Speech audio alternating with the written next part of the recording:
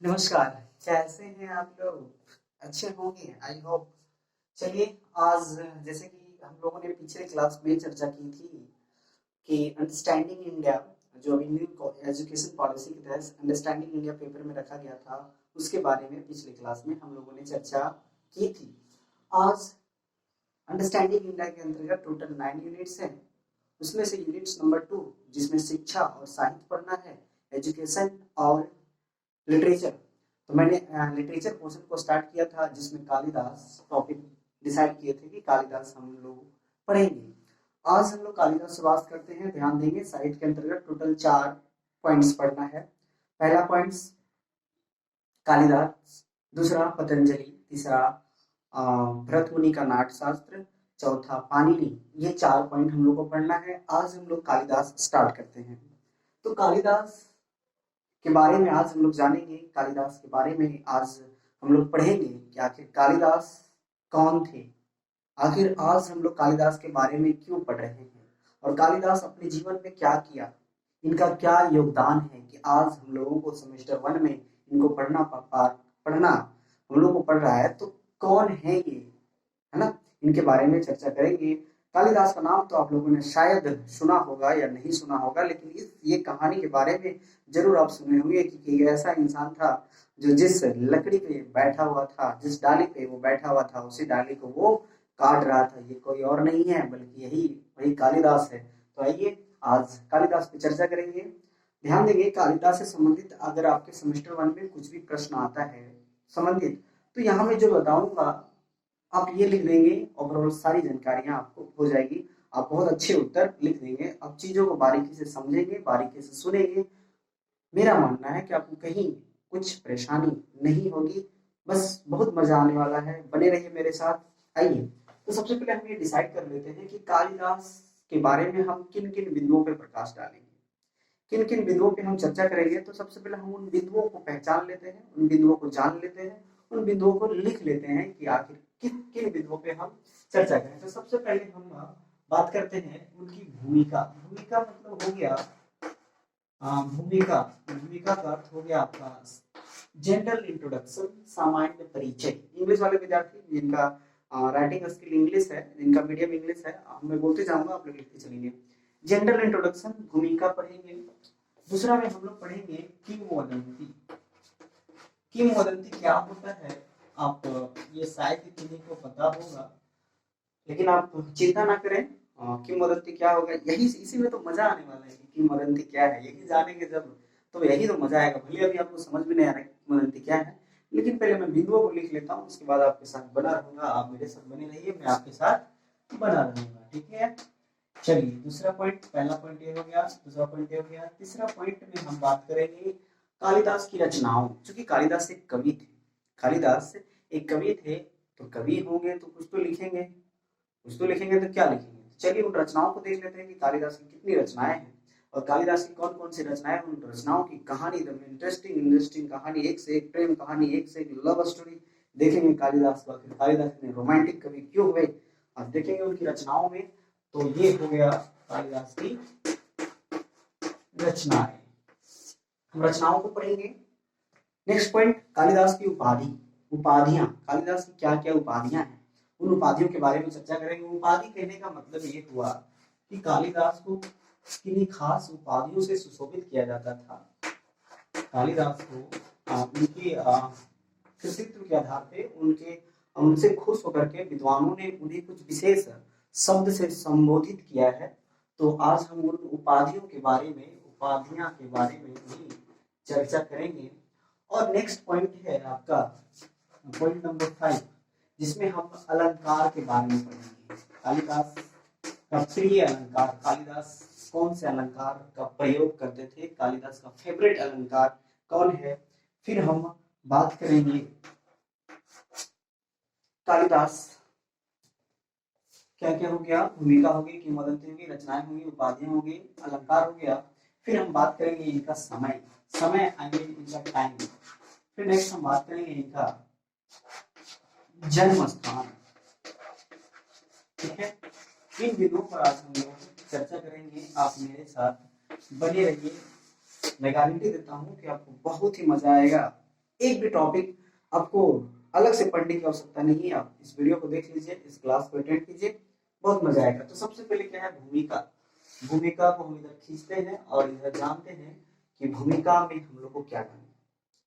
भूमिका, भूमिका मतलब होता है क्या, भूमिका मतलब किसी व्यक्ति के विषय में एक सामान्य जानकारी, एक जनरल इंट्रोडक्शन, तो वो भूमिका हुई, है ना। सामान्य परिचय भी इसका हेडिंग हो सकता है। तो चलिए आइए, कालिदास। कालिदास कौन थे? तो सबसे पहले कालिदास एक कवि, क्या है, कवि, कवि थे, एक पोएट थे, और ये संस्कृत भाषा के कवि थे। किस भाषा के कवि थे? संस्कृत। संस्कृत जो सभी भाषाओं की जननी है, जो सबसे प्राचीनतम भाषा है, जिस भाषा में देवता लोग आपस में वार्तालाप करते थे, जो सभी भाषाओं की जननी, सभी भाषा जिस भाषा से उत्पन्न हुई है वो संस्कृत है, और संस्कृत के कवि थे कालिदास। तो ये संस्कृत के एक कवि थे, और कालिदास में एक क्वेश्चन आएगा कि कवि कालिदास किस भाषा से संबंधित थे? तो वो संस्कृत। इनकी रचनाएं जितनी भी मिली है सब संस्कृत में देखने को मिला है। तो चलिए, तो कालिदास के विषय में और क्या जाने। संस्कृत जगत में इनका बहुत बड़ा योगदान रहा है। इनकी रचनाओं को पढ़ेंगे, इनकी रचना शैली को पढ़ेंगे, उसके लिखने का स्टाइल, इनका वर्णन करने का स्टाइल, छोटी छोटी चीजों को कैसे वो एक्सप्लेन करते हैं, कितने एकदम छोटी छोटी चीजों को ऑब्जर्व करते हैं, और कितने रोमांटिक तरीके से लिखते हैं। इनको पढ़ करके अच्छे अच्छे लोगों का मतलब हालत खराब हो जाता है पढ़ करके, वाह क्या कवि है यार, बहुत डेंजर कवि है, बहुत खतरनाक लिखता है। चलिए देखेंगे कितना खतरनाक ये लिखता है। तो कालिदास एक कवि थे, संस्कृत भाषा के कवि थे। एक चीज मैं और बता देना चाहूंगा कि कालिदास को भारत का शेक्सपियर कहा जाता है। भारत का शेक्सपियर, शेक्सपियर, ठीक है। भारत का शेक्सपियर कालिदास को कहा जाता है। शेक्सपियर, आप लोग नाम सुने होंगे, शेक्सपियर इंग्लिश का राइटर है, इंग्लिश का एक पोएट है। उसकी भी रचनाओं में कुछ अजीब प्रकार की रचनाएं झलकती हैं। शेक्सपियर जो इंग्लिश लिटरेचर के स्टूडेंट है, तो शेक्सपियर का नाम वे सुने होंगे। तो कालिदास को भारत का शेक्सपियर कहा जाता है। भारत का शेक्सपियर क्यों? अब ये पॉइंट लिखेंगे, कालिदास संस्कृत भाषा के कवि हैं और ये भारत का शेक्सपियर इन्हें कहा जाता है। शेक्सपियर ही क्यों, ध्यान समझेंगे। तो सबसे पहले शेक्सपियर के बारे में जाने। शेक्सपियर एक अंग्रेजी भाषा के कवि थे, और इनकी रचनाओं में अधिकतर रोमांटिक स्टोरी, एक से एक प्रेम कहानी देखने को मिला है इनकी रचनाओं में।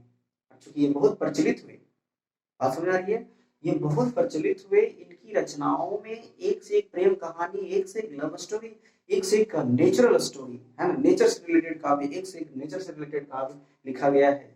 और इसी प्रकार की रचना कालिदास की रचनाओं में भी देखी गई है। यही सेम शैली जो है कालिदास की रचनाओं में देखी गई। ये अलग बात है कि कालिदास इससे पहले थे, कालिदास इससे कितने गुने पहले थे, कितने वर्ष पहले के कवि थे। लेकिन कहा जाता है कि दुर का ढोल जो होता है सुहाना होता है, दुर का जो ढोल बजता है ना वो सुहाना होता है। क्योंकि ये दूसरे देश से थे, और ये इन्होंने बहुत नाम कमाया अपने जीवन में, अपनी रचनाओं के द्वारा, अपने लेखन शैली के द्वारा। तो कालिदास को भारत का शेक्सपियर कहा जाता है, इसके साथ इनकी तुलना की गई है। ऑब्जेक्टिव क्वेश्चन आएगा कालिदास भारत के शेक्सपियर, उस कालिदास को भारत का शेक्सपियर कहा गया है।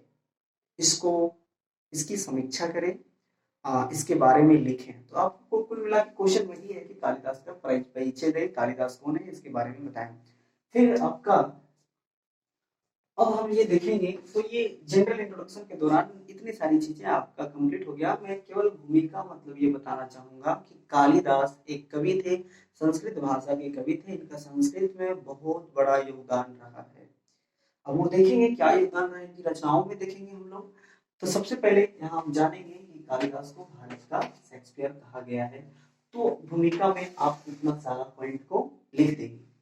अब ये फिर आपको अगर लिखना हो कि कालिदास को भारत का शेक्सपियर क्यों कहा गया है, तो चूंकि शेक्सपियर एक रोमांटिक पोएट थे, रोमांटिक स्टोरी लिखते थे, एक से एक प्रेम कहानी, एक से एक नेचुरल स्टोरी, नेचर से रिलेटेड, नेचर का वर्णन वो बहुत ही खतरनाक तरीके से करते थे। छोटी छोटी चीजों को ऑब्जर्व करते थे और उसको कलम की मदद से उसको एक्सप्लेन करते थे। उसी प्रकार से कालिदास थे। इसीलिए इसे भारत का शेक्सपियर कहा जाता है। तो ये जो बात हुई कालिदास के विषय में भूमिका, ये हम लोग चर्चा किए कालिदास की भूमिका पर। अब हम लोग किंवदंती पे बात करते हैं। तो ये भूमिका आपका क्लियर हो गया होगा। अगर आपको अब वीडियो को एक से दो बार देखेंगे, तो वैसे दो बार देखने की आवश्यकता नहीं है। अगर आप चीजों को एक ही बार सुन लेते हैं और पूरे ध्यान पूर्वक ध्यान को केंद्रित करके अगर आप सुनते हैं तो दोबारा देखने की आवश्यकता नहीं है। तो चलिए दूसरा पॉइंट हम बात करते हैं किंवदंती। दूसरा पॉइंट क्या है? किंवदंती। किंवदंती होता क्या है? किंवदंती मतलब एक होता है प्रचलित कथा। प्रचलित कथा, प्रचलित कथा एक ऐसी कथा जो सदियों से चला आ रहा है। वो कथा सही है, वह गलत है। एक ऐसी कथा जो मेरे पापा को मेरे दादाजी सुनाए, मेरे दादा हमको सुनाए, मैं अपने बेटे को सुनाऊंगा, मेरा बेटा अपने बेटे को सुनाएगा। तो कहने का मतलब ये हुआ कि एक ऐसी कहानी जो सदियों से चली आ रही है कि हाँ उसके बारे में ये चीजें बताई जा रही है, लेकिन वो झूठ है या वो सही है या गलत है, इस पे कोई चर्चा नहीं है। बस इंटरेस्टिंग है तो वो लोग वैसे ही बोलते हैं, है ना। तो बात समझ आई। तो किंवदंती का मतलब किसी व्यक्ति के बारे में कुछ प्रचलित कहानी, कुछ प्रचलित कथा, कुछ प्रचलित कथा को ही किंवदंती कहा जाता है। बात समझ में आई हुई होगी आप लोगों को। तो प्रचलित कथा को किंवदंती कहेंगे। एक कथा जो सदियों से चला आ रहा है, एक कथा जो सदियों से चली आ रही है, लेकिन उस पर अभी तक चर्चा नहीं हुई कि वो सही है वो गलत है। जैसे आप लोगों ने ये कहानी सुने होंगे कि एक व्यक्ति था जिस डाली पे बैठा था उसी को काट रहा था। ये कहानी सुने आप लोग? बिल्कुल सुने होंगे। अगर नहीं सुने होंगे तो अभी सुनाऊंगा मैं आप लोगों को। लेकिन ये कथा तो आप लोग सुने होंगे, बिल्कुल सुने। अब कभी इस पे आपने गौर किया? क्या कभी आपने इस पे गौर किया कि ये कथा सही है या गलत है? बस कालिदास के विषय में एक प्रचलित कथा है तो है तो है। बात समझ आ रही है? तो इसी को कहते हैं किंवदंती। तो चलिए जानते हैं हम लोग कि कालिदास के विषय में क्या किंवदंती है, क्या प्रचलित कथा है। तो कालिदास के जीवन से संबंधित एक बहुत ही इंटरेस्टिंग कहानी है, मैं आप लोगों को बताऊंगा। अब ध्यान से सुने और जुड़े रहे मेरे साथ। तो आइए देखते हैं। एक लड़की थी जिसका नाम था विद्योत्मा। एक लड़की थी जिसका नाम था विद्योत्मा। विद्योत्मा पढ़ने में बहुत तेज थी। विद्योत्मा पढ़ने में बहुत तेज थी।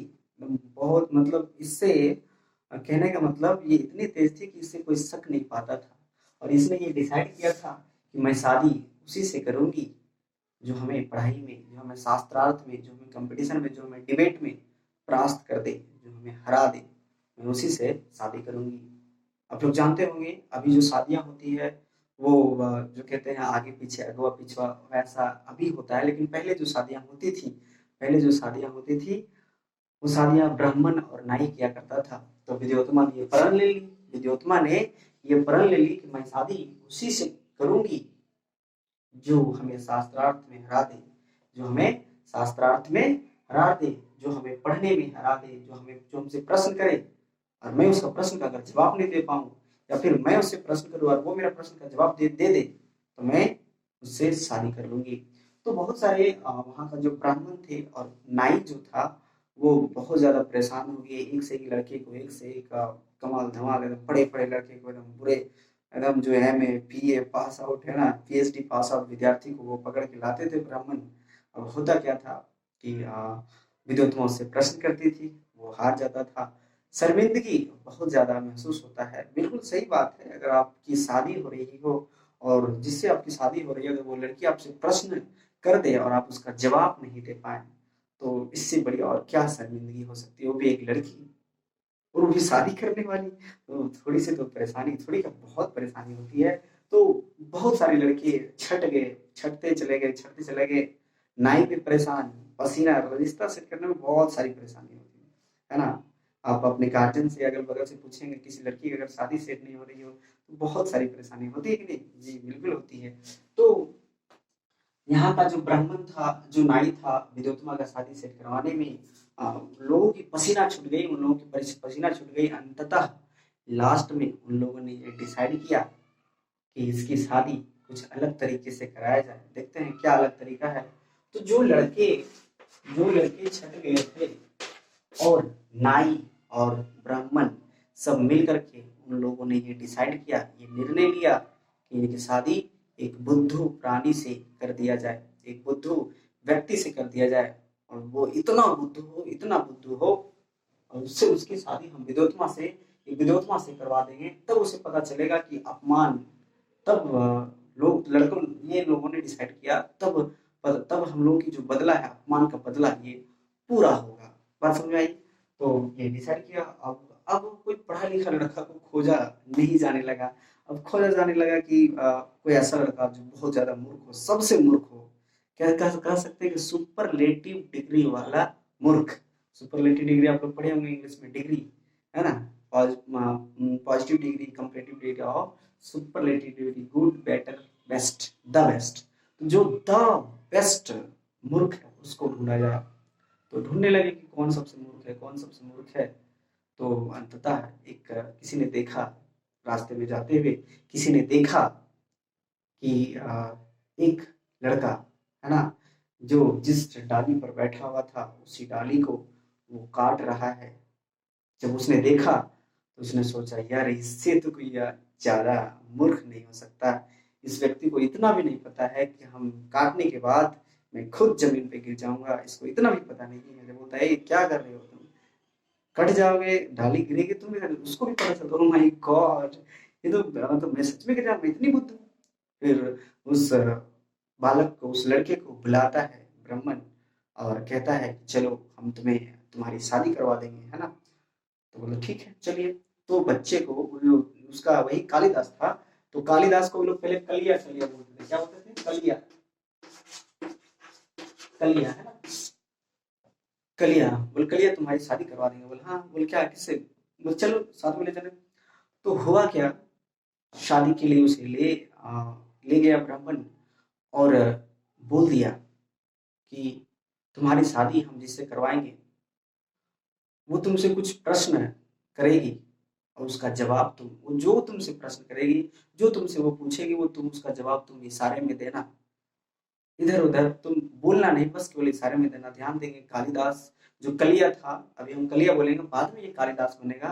तो ये जो कलिया था, इसको प्रोनाउंसिएशन भी करने नहीं आ रहा था, ये ठीक से बोल भी नहीं पा रहा था। शब्द का जो उच्चारण होता है ना, तो ये ठीक से बोल भी नहीं पा रहा था। तो वो इसको बोला गया कि तुमको चुप रहना है, तुमको बोलना नहीं है ना। जो भी तुमसे वो प्रश्न करेगी, वो कुछ भी अगर पूछे, तुम उसका जवाब इशारे में देना। तो बोले ठीक है। अच्छे से एकदम पूरा परफ्यूम वगैरह, ब्लेजर वगैरह पहना करके कालिदास को ले गया गया और सभा में बिठाया गया। और विद्योत्मा से विद्वानों ने कहा कि विद्योत्मा, हम लोगों ने आपसे परास्त हो गया है, हम लोगों ने आपसे परास्त हुआ है। अब ये हमारे गुरु हैं और आज ये मौन धारण किए हुए हैं, आज के दिन ये नहीं बोलते, इसलिए तुमको जो भी प्रश्न करना है आप इससे इशारे में प्रश्न करो। ध्यान देंगे। तो विद्योत्तमा बोली ठीक है, हाँ मैंने समझ लगा, तो हम क्या इशारे में कम है क्या? ध्यान देंगे, हर इंसान चीजों को अपने तरीके से समझता है, हर इंसान दुनिया को अपने तरीके से देखता है। कालिदास भी उन लोगों में से एक था जो दुनिया को अपने तरीके से देखता है। मैं इसको एक उदाहरण देकर के आपको समझाता हूँ। जैसे कैसे एक इंसान दूसरे किसी किसी दुनिया को या फिर आसपास की चीजों को दूसरे तरीके से देखता है। इसको मैं उदाहरण देकर के समझाता हूँ। ध्यान देंगे, एक डॉक्टर, एक जो दारू पीने वाला व्यक्ति था, शराबी व्यक्ति था, उससे बोला, शराबी पीने वाला व्यक्ति से बोला कि देखिए, शराब पीना गलत है। कैसे गलत है? वो डॉक्टर प्रूव करके बताता है कि दो ग्लास है, एक ग्लास में शराब रख दिया गया था, शराब मतलब इंग्लिश जो वाइन होता है उसको रख दिया गया था, और एक गिलास में पानी रख दिया गया था। और बोला गया कि देखो, तुम और एक मक्खी को ला करके पानी वाला गिलास में डाल दिया, मक्खी जो है पानी में तैरने लगी, और एक दूसरी मक्खी को लाया गया और शराब में डाल दिया, वो मक्खी मर गई। तो उससे पूछा, डॉक्टर ने पूछा, कुछ समझा आपने? इसमें जिसमें जिस गिलास में पानी था उसमें जब मक्खी पड़ी तो मक्खी तैरने लगी, और जिस गिलास में वाइन था वो मक्खी मर गई। क्या कुछ आपने समझा?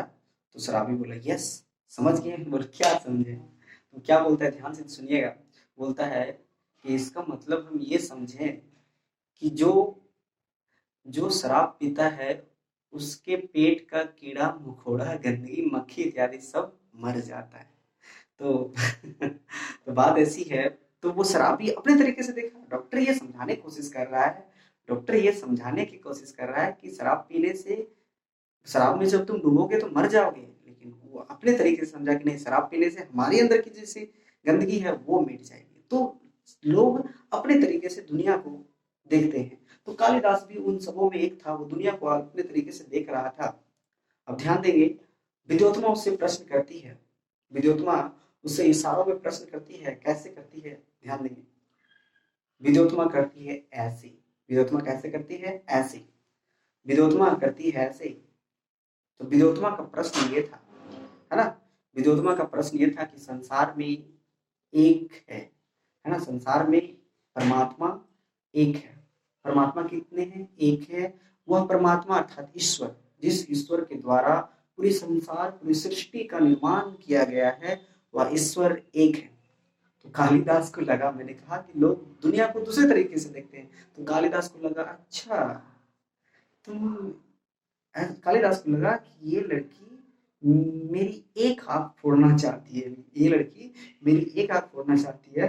तो कालिदास, अच्छा तू मेरी एक आंख फोड़ेगी, हम तेरा दोनों आंख फोड़ देंगे। बात समझ आ रही है? हम तुम्हारी दोनों आंख फोड़ देंगे। तो कालिदास करता है ऐसे। विद्वानता वहां आसपास में जो लोग बैठे ताली बजाने लगते हैं। तो जो लोग थे पूछने लगे, प्रश्न ये था कि परमात्मा एक है, लेकिन जो वहां बैठे थे आसपास में, उन लोगों ने इस चीज को एक्सप्लेन किया कि नहीं, हमारे जो गुरुवर हैं वो सही हैं। वो कैसे सही है? कि इनका कहना है कि एक आत्मा, आपने कहा परमात्मा एक है, बिल्कुल सही है, लेकिन परमात्मा परमात्मा भी है और उसके साथ जीवात्मा भी है। जीवात्मा जो हमारे अंदर है वो जीवात्मा कहलाता है, और परमात्मा जो ईश्वर का स्वरूप है जिसने पूरे संसार को बनाया, और वो परमात्मा है। और उस परमात्मा का अंश, उस परमात्मा का एक छोटा सा अंश जो मुझ में है, जिसे लोग आत्मा कहते हैं, जिसे लोग जीवात्मा कहते हैं। तो हमारे गुरुवर का कहने का अर्थ है कि आत्मा एक होती है और एक परमात्मा होती है। बात समझ आई? इस प्रकार से लोग ताली बजाने लगे। तो इस प्रकार से कालिदास वहां एक प्रश्न से जीत गया है। प्रेम से बोलिए कालिदास की जय। तो आइए दूसरा प्रश्न। दूसरा प्रश्न विद्योत्तमा करती है, विद्योत्तमा करती है ऐसे। तो विद्योत्तमा का कहने का मतलब ये है कि पंच तत्व से बना शरीर आप लोग